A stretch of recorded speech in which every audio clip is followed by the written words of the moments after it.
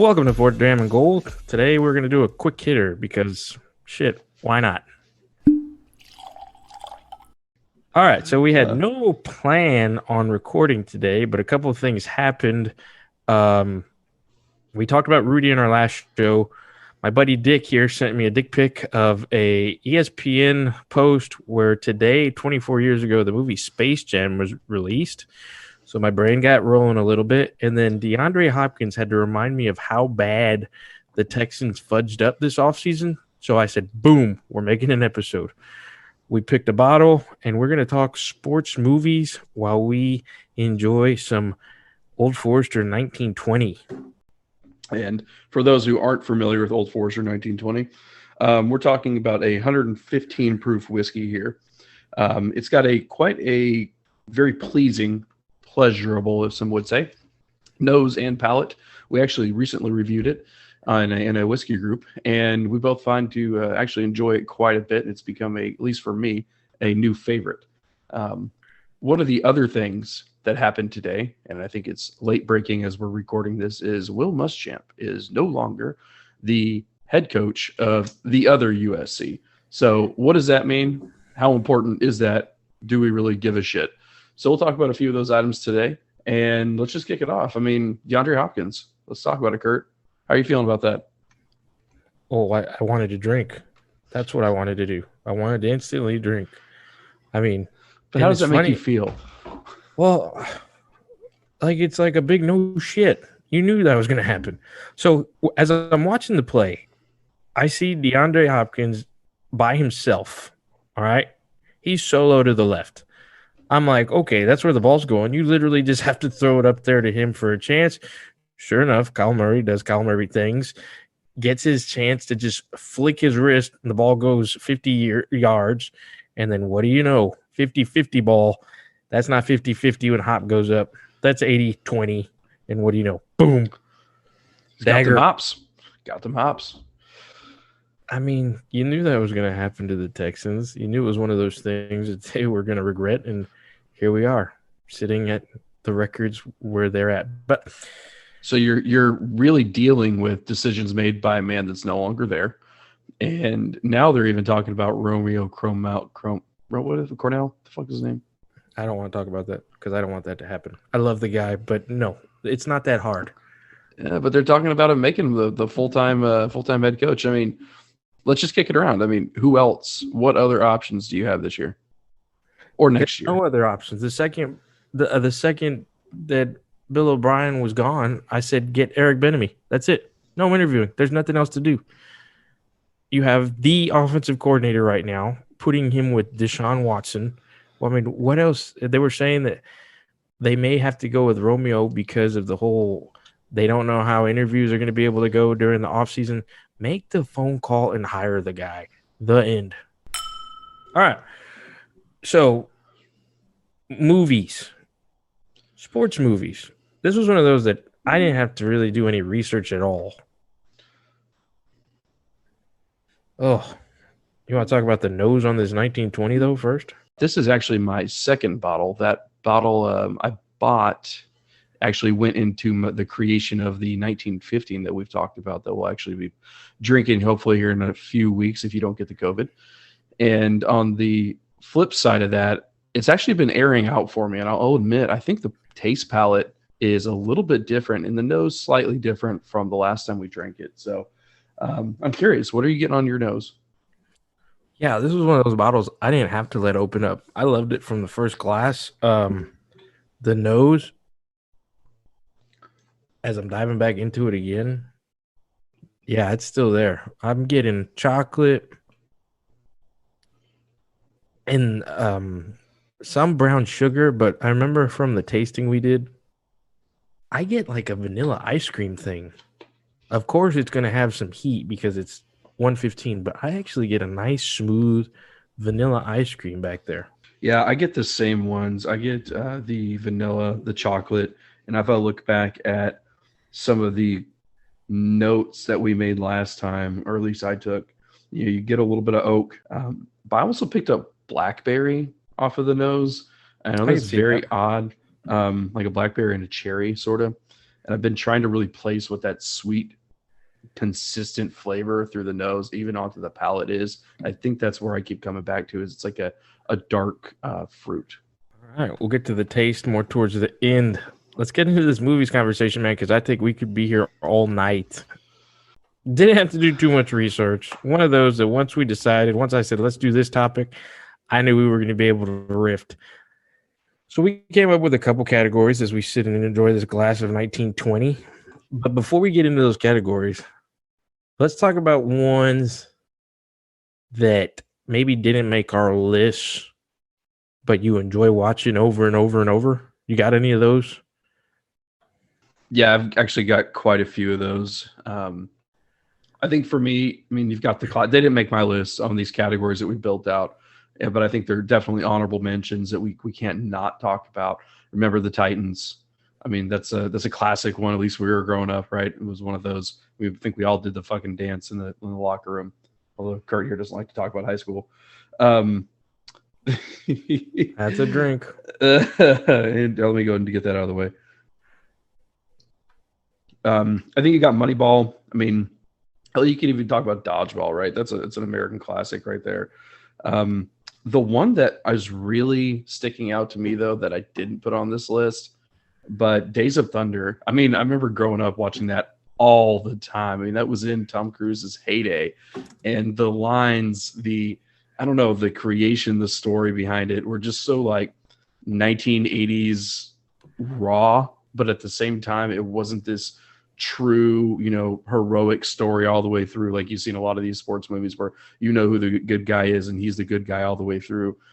I mean, Cole Trickle, Tom Cruise's character in that movie, was just all over the place. And I don't know, man. I really, to this day, that movie's on. I'm watching it on TNT. Yeah, this is going to be a classic. Like Dick Kurt differences are so obvious. I'm thinking like basketball. I love that movie. I don't know how many times I've drank to that movie. I'm thinking Airborne. Did you ever watch Airborne with Jack Black? Like very young Jack Black skating movie. No, you said Airborne and I got triggered by I was thinking about COVID, so I'm good. Well, once again, Dick being Dick. I love that movie. That was one of those Disney classics they showed over and over on Disney. And then, did you ever see Sidekicks with Chuck Norris? Yes. Did you ever see Air Bud? Oh God. Yes. Let's talk about Chuck Norris. Boom, golden retriever. Man's best friends, man. No, those are great. I mean, obviously, I guess basketball is going to be a little bit more mature than your Airborne and your Sidekick, but I love that movie, man. Well, does Beer Fest count as a sports movie? I mean, that was the only sports I participated in college. That's all I had. I got nothing if it's not for that. I mean, that has to be an honorable mention. The one thing that really pissed me off about that movie, though, is when you got to the very end, there was supposed to be a sequel called Weed Fest, and it never happened. Yeah. What about this? Let's put a Rags to Riches climbs through the rankings of the underground world of beer pong movie together. That'd be great. People would see that. People would come, Dick. People would most definitely come. You get that Field of Dreams? We could have had a whole Kevin Costner category if we wanted to. Oh, The Rookie? Amazing movie. God, that's Dennis Quaid. Oh, yeah. My bad. Man, you did have a rough night last night, didn't you? Last 2 nights, but yeah. Mm-hmm. Ooh, party animal. Oh, yeah. I wish. Field of Dreams, fantastic. The Natural is one of those ones that's what I was kidding about. Possibly, like, it's not on any of my categories, but I love The Natural, man. The scene at the end with the baseball and the lights. Isn't that all baseball movies? Dick. You make the pitch or the hit. But let's give our listeners a little insight into these categories we keep talking about. So the categories we landed on, we got 3, and we have an underrated category. Think of that as your, under $20 bottle, the one that you're gonna, buy, and you're okay mixing a little Coke into it, making a cocktail. It's not anything you're gonna, cry about someone spoiling, right? Then we got like the best lines category. And let's think of that as our 20 to or 21 to $50 bottle. You're always going to drink this neat. You're not going to break the bank though. And then let's think about our favorite of all time. These are $50 plus bottles, the ones that we talk about. What's our wife bitching about? These are the ones we're coming home with. But no matter what, if we see it, we're watching it or we're buying it. All right. So I laid out those categories. Let's start from the top. So underrated. Kurt, what's yours? All right. Underrated. I'm going to go with 2011's The Warrior. All right. MMA movie, two brothers coincidentally fighting at the end. Tom Hardy, badasses. I mean, I love that movie. I can literally watch the last final scenes of that movie by themselves over and over and over. All the final like 3 fighting scenes. Very similar to Eminem's 8 Mile final rap battle scenes. Love The Warrior. You got Nick Nolte crying in his room, just screaming, "Turn the ship around." Gets me every time. So Tom Hardy's fighting his brother. Is his brother Ed Hardy? We're going to toss that one up to a loss. Little College Station humor for you folks. Oh, man. What about you? So this one I put as underrated, but truth be told, it really holds a really special place in my heart. And it contends for the favorite spot. But the Replacements, right? So you got Keanu Reeves, in my opinion, one of his better roles. He doesn't have many bad roles, but completely underrated. A lot of people haven't seen it unless you've seen it like on TNT randomly on like a Saturday afternoon. But it's actually one that I ran across when I was a kid. It had just come out, and I saw it at Blockbuster of all places. Let's date ourselves on that one. I was like, oh, this looks interesting. I like Keanu Reeves, The Matrix. All right, cool. I picked it up, and I think I watched that movie. Who doesn't like Keanu Reeves? It's a very good point. But I watched that one probably 6 or 7 times that weekend, and then it is a main staple for me. I mean, you got Gene Hackman, Keanu Reeves. It's this rags to riches kind of story. But it's a guy that's getting his second shot, right? He's getting his second shot, and it's not just Keanu Reeves. It's the entire supporting cast around him. And just the quips and the anecdotes are just, I don't know. They make me laugh no matter how many times I've seen it. And then you've got the classic, after the bar fight jail scene where they're dancing the "I Will Survive." that is so fucking funny. That is a class. I'm surprised. I knowing you for as long as I have, I would have thought that Replacements would have been your favorite. So I'm interested to see what you go with there. Fair enough. So next category on that line is best lines. All right. So this would be your best one-liners. What movie have you quoted the most? Which one has all the, quick quirks that you can throw into almost any scenario? I'll let you answer that one first. Look at me, I'm the water boy. I've got a wooden spoon. It's the water boy, man. I mean, was that what that was? I'm so I couldn't figure that one out. I'm just more in awe that for the first time in our long friendship, I hear your first Adam Sandler. And I'm so disappointed. I'm disappointed all the time in my ability to not quote, but imitate people. But I mean, like, Vicky showed me them boobies, and I liked like that whole movie, like from like the very beginning, and then you get like the lawnmower, she's driving the Porsche, and then I think about like Vicky at the very end where she called it's gonna be like 28:32 or some shit like that, and that reporter like looking at her like, what the fuck? How did you know this? He loves his mama. That's an all-time great. I think hands down, that's probably my favorite Adam Sandler movie. That's a whole other show in its own. I mean, you've got Wedding Singer, you've got everything, but I'm still in shock. I'm just so disappointed. But You get an A for effort, my friend. A for effort. Appreciate it. So when I think of quotes and I think of one-liners, it's gotta be Major League. Easy. All the quick little. I mean, you've got the announcer with just a tad bit outside. You've got that. You've got the marbles thing that we did a couple weekends ago that I don't think anybody caught that. Or what about the fuck you, Joe Boo? I'll do it myself. Yes. And then, of course, the classic, only one thing left to do. Go win the whole fucking thing. Which, funny, every time I've actually used that in my life, it's never worked out. Never. But it's cool to say.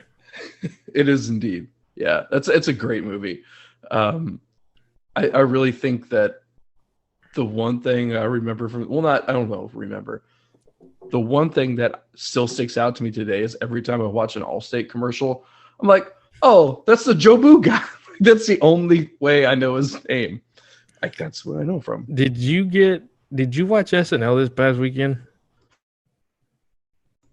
Are you talking about the one that was post-election or from last night? Post-election with Dave Chappelle. Yes, I did. Yeah. Yeah, I'm not going to get into that skit because that was definitely one of those SNL skits where you have to be Dave Chappelle to pull it off. But he did. That's pretty much everything Dave Chappelle, though. He did the Allstate guy. Whew. Yeah. Check that out when you get a chance.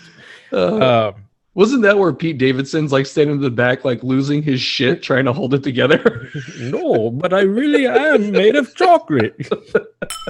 All right. So before we get into the final topic, and then we actually give our rating at the end on 1920, what are you getting on the taste there, Dick? So I'm going to do a combination of the two because, frankly, I haven't been taking very good notes. When I look at the combination of the tasting palettes, I got vanilla both times. Got a little cherry on the last time, and I would say that's still there. And then your classic cinnamon. The one that I think has been kind of odd for me on this, and maybe I'm starting to place it after drinking it so much, is it's like a chocolate covered like raspberry or something like that. That taste that I get on the back end, and I've been really hard for me to really nail down that sweetness. I'm thinking of those dried raspberries, cranberries that you can buy in the bag of like Sam's or Costco, and they're chocolate covered. My mom always puts them out for the holidays, and that's what this tastes like to me. I can see that. I can see that chocolate covered raspberries because unlike the nose on this one where it was very, more chocolate, vanilla, I'm getting fruit on the taste actually. So raspberries I could see, and you saying chocolate covered raspberries, I can get that.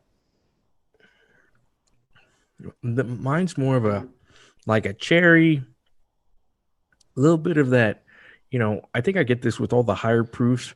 If it's a bad higher proof, it's the heat.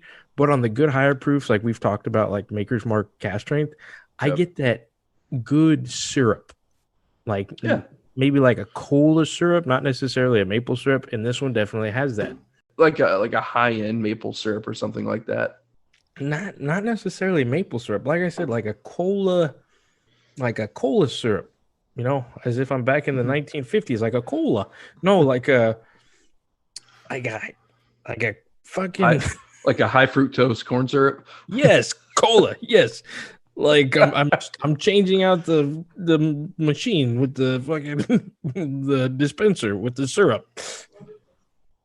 I've never done that. Have you had a job where you had to do that? I worked at a burger joint back in the day, but I never. If it was time to change that out, I was the go grab somebody else that knew how to do it guy. Okay, so back to the liter of cola. Yeah, like a good syrup, good fruit, a little different than the nose that I had, but still just great taste. Speaking of I really like this. No, it's good. It's a solid.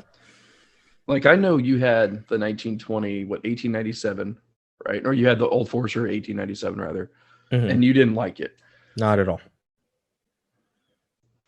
And we kept seeing people like, oh, Old Forester, and I watched it in a couple of reviews too. And I was, to be honest with you, I was really hesitant actually buying these bottles because they're not cheap.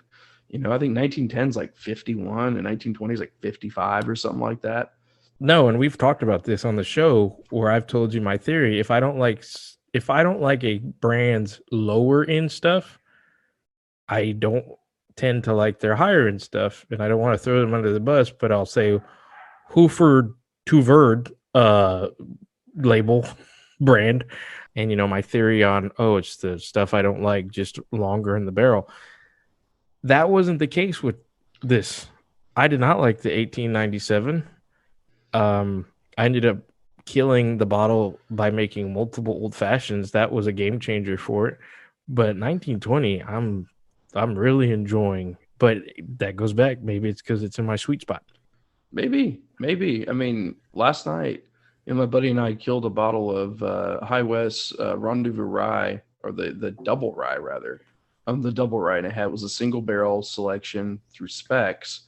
And he does not like bourbon. As much as I've tried to get him to drink it, he is not a fan. And he typically drinks peaty scotches. I've got him into Lagavulin, the 11, the 8, the 16, hell, even the 15, which is a limited edition. He loves it. I got him into, I think it's Kilchoman, something like that. And he likes all of that. But the tricky thing is last night, I was like, hey, man, you want to try some of this? He's like, yeah, let me try it. He smelled it. And I was like, what are you getting on it? He's like, he couldn't really place it, but then he drank it. And I don't know if it's because it's a double rye, but Kurt, I want your opinion on this. He really liked the spiciness of that rye, like from the standpoint of like, it was more like savory rather than sweet like bourbon is. So I'm curious from your perspective, if I try to break him into more ryes, knowing that he likes that peaty, he likes that savory, he's not really a big sweets guy. Do you think getting him into like something like a Sazerac would be a good idea, or would you go a different direction? So the only thing I can think of is, when I was doing scotch, when I first got into whiskey, it doesn't have as much heat at times. So maybe that's what it is. Maybe it's the lighter, not watered down, because that means that sounds like I'm insulting it, but maybe just the less heat on it. So yeah, I guess rye would be great. Has he ever, and have you ever, for that matter, have you ever had the Glenfiddich 14-year-old that's I think it's aged in bourbon barrels? Have you ever had that one? No. It's a cool looking bottle. It's in a case. It's a big blue case. And it was one of the first scotches I've ever had. And if you're trying to have a buddy transition from scotch to bourbon, or even just give it a shot, I'd recommend that, because it's literally the best of both worlds. You got scotch in bourbon barrels, and that was one of those that I bought, and I was like, I ran out of everything else to drink. I found that in the back of my cabinet, and I was like, oh, I still have this, and killed it maybe within 2 days. It's really good, and if I'd say grab it just for y'all to just kind of see what his input is, if he's more of a scotch guy. So, Kurt, I think that's a great recommendation. I might take you up on that. Something hit my mind, though, and I wanted to tell you, and I hadn't told you yet. This is probably a good time to do it. I was at Specs, headed over to his house. I picked up that double rye, and as I'm checking out, I see my Specs guy, and I was like, hey, man, can you check me out? He's like, sure. So he goes and, brings me up, and, I pay and everything. And I was like, hey, are you getting anything, interesting in here the next, week or so? Because they typically get trucks on Tuesday and Wednesdays. And I got a call last week to pick up some Rockford Farms. So we're going to be trying that in the next couple weeks when you get here. But he said they're actually going to be getting Old Forrester 150 this week. And he put me on the list. So, fingers crossed I get a call. I'll let you know as soon as I do. But it's another one of those. I already told my wife, I was like, you're not going to like what it costs, but I'm going to have to buy it. And see, this goes back to grow your bourbon friend circle. Yeah, exactly. I am striking out left and right until the smoke wagon a couple weeks ago. Dick's over here just picking up everything that I'm dreaming of. So there you go. Best of both worlds. It's Glenfiddich. It's a single malt. It's aged 14 years, and it's a bourbon barrel reserve. So to give you the exact specifics on that bottle, I was talking about earlier, and it's cool to have in the cabinet. One of those classic Scotch cases, blue, looks good. All right. So let's go and transition to our last item of this segment, the last category, our favorite movies of all time, favorite sports movies of all time. So, Kurt, do you want me to do this first, or you want to go first? You can take it. All right. So I'll go first, and I think this is probably a lot of people's, especially if you're a football guy. Remember the Titans is way up there, but I'm gonna have to. We already gave them a honorable mention. I'm gonna have to say Varsity Blues. Ooh, that's a good one. Everything about that movie. I mean, it's the classic, story about trying to get out of a small town and what's your ticket out, and having this weight of your family on your back as a really good quarterback, and wanting more than that. Like, that's not your life. But you know what? At the end of the story, what do? I mean, they take old dickhead coach, basically kick him out of the locker room in the second half. They pull together as a team and, win the game. I mean, it's a story. Spoiler alert. Yeah, if you haven't seen it, we should probably start this with a spoiler alert. But I don't know. It's Texas football, damn it. What's not to like? Texas football. The Coyotes. What's not to like? Amen to that. That would have been a good one for your best one-liners. You know what? There's so many of them, but I think all of the one-liners are pretty much related to Billy Bob, and if they're not, I'm probably misremembering them. But all the good ones. It's got everything. It's got your going backup to see quarterback coming in. I mean, yeah, it's freaking going to see your high school math teacher at a strip club. Great. Every kid's dream. I mean, it's a story. Now, I had to go with the one that I've seen the most. Now, I know we did some honorable mentions earlier. I almost went unnecessary roughness on this one. I love Unnecessary Roughness.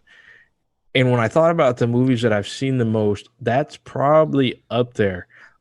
I still have dreams. Sometimes I'll go out on the farm and I'll throw the pigskin at the scarecrow 100 times a day, hoping that somebody's going to come knock at my door. I do that living in a city setting. But anyway, I went with the movie that I have seen the most. It's got to be Hoosiers, man. It's got to be Hoosiers.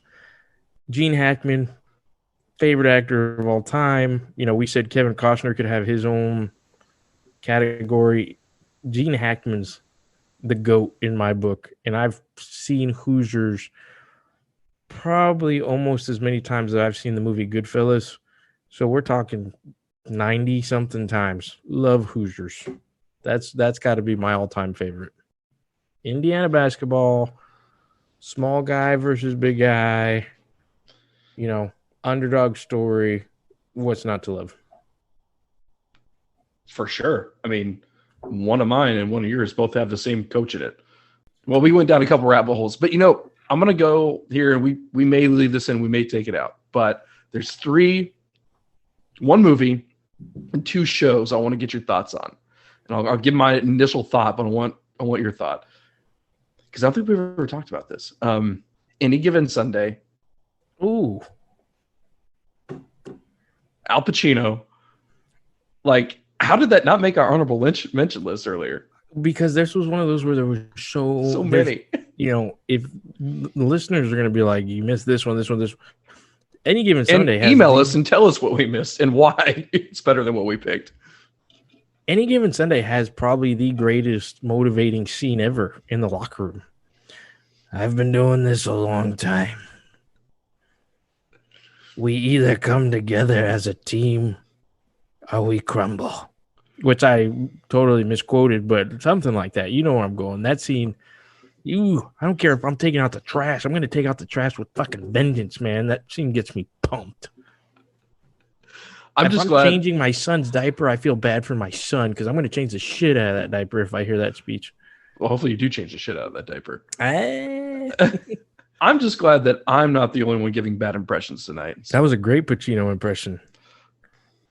Well, Every time I try to get out, they bring me back in. All right. Okay. Next one. And this is a wild one because there was one season of it, 11 episodes.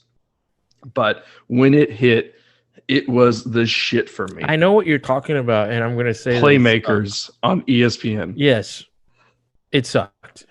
Oh, you're so okay. You know, all right. How was season 2?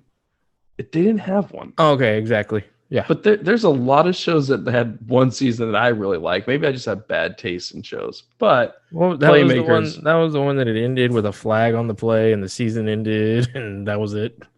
It was the one scene that I really remember, like as far as sports, is he's doing this like showboating dance as he's running toward the end zone, and the guy comes up behind him and slaps the ball out of his hand. And then I remember that happening like in real life, like 2 years later, watching a football game. And I was like, see, you should have watched season 2. You know, as we're talking about it, maybe that show was badass. Because I have 2 scenes that are sticking out now that I think about it. The scene where he throws the touchdown pass behind his back, which I Pat Mahomes tried to imitate several times. You know, Pat Mahomes watched that show, and that's why he started doing shit like that. And then there's a scene where the coach is sitting there with the veteran running back, and he's all, "This is the difference between a 4.4 and a 4.6," something like that. Yeah, I guess it was okay. I maybe saw a couple of episodes. You know, I wasn't. It was. Sounds like you saw more than a couple. Yeah, now that I think about it, I'm thinking about it a little bit more. It was an ESPN. It was like their first show, wasn't it? Yeah, it was like out of nowhere. I mean, it had really good production quality. Have they had any shows since then? I don't know. No, I mean, which is odd when you think about it. Not from the standpoint that like it didn't happen then, because I get why they didn't. Like they didn't have necessarily the capital to do it, but they're owned by Disney now. Like, why not go reprieve some of those good ideas? It doesn't make shitty things. I mean, we're both sitting here reminiscing about it, and it doesn't sound that shitty. I mean, when you talk about production quality and just like the idea about it, I was like, okay, Dick is a douche, so he's gonna hit me with either Playmakers or Blue Mountain State. But no, not Blue Mountain State. One season of Blue Mountain State, I think. So yeah, I knew right away once you started talking. I just like Any Given Sunday and Playmakers, I felt like had the same kind of production quality with them. Like they were that same like viewpoint, and it was that raw, uncut piece. And I'll leave it at that. My last one here, and this is one of my favorite shows, at least for like the last 6 years. My wife and I would wait until like July when this finally dropped. Ballers with The Rock. Have you watched it? Have you seen it? No. Okay. I have not. You're missing out. There's very little sports in it, but it is all centered around the NFL and one former player becoming a financial advisor and parlaying that into a tycoon-esque empire. So The Rock. Yeah. And it's I like it because obviously it opens like with Lil Wayne as like the opening song to it. But on the flip side, they actually use The Rock's like University of Miami play tape as part of the intro to build out his character, and then he went and played for the Dolphins. Plays? Yeah, they one of them like I think he had a sack and he like stood up and he like flexed or something like that. They use that, and then they basically make him a pro player, a retired pro Miami Dolphin that like very similar to Jason Taylor or like Zachary. He's a tall, bald guy.